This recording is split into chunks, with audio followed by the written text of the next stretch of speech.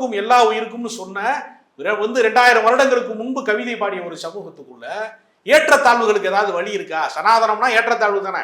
தலையில பிறந்தவன் பிராமணன், தோல்ல பிறந்தவன் சத்திரியன், மார்புல பிறந்தவன் வைசியன், காலில் பிறந்தவன் சூத்திரன், இப்படிலாம் சொல்லி வச்சிருக்கான். பெரியார்ட்ட போய் கேட்கறாங்க, என்னையா அப்படி எழுதி வச்சிருக்கிறாங்கன்னா, இதை எழுதினவன் ஒரு முட்டாளுங்கிறதுக்கு இதுதான் அடையாளம். ஏன்னா இயற்கை பிறப்பதற்கென்று ஒரு வாசலை வைத்திருக்கிறது. அந்த வழியாதான் மனுஷன் பிறக்க முடியும், இல்ல சிசரியன் பண்ணி பிறக்க முடியும். 2 தான் வழி. இவன் தலையில பிறந்தேங்கிறான், தோல்ல பிறந்தேங்கிறான், காலில் பிறந்தேங்கிறான், மார்புல பிறந்தேங்கிறான்.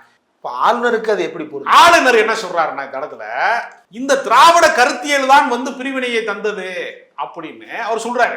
அப்ப அவங்க என்ன செய்வாங்க, நம்ம எதெல்லாம் சொல்லணும்னு நமக்கு கருத்து இருக்கோ அதை பூரா அவங்க சொல்லுவாங்க. திராவிடம் தான் மனிதர்களை, இப்ப நீங்க கேட்டிய இந்து முஸ்லீம் பிளவுகளை ஏன் இந்த மண்ணில் ஏற்படுத்த முடியல? புதுக்கோட்டையில பள்ளிவாசல் இருக்கிறான், தாய்மாமன் சீர் எடுத்துட்டு போறாங்களா?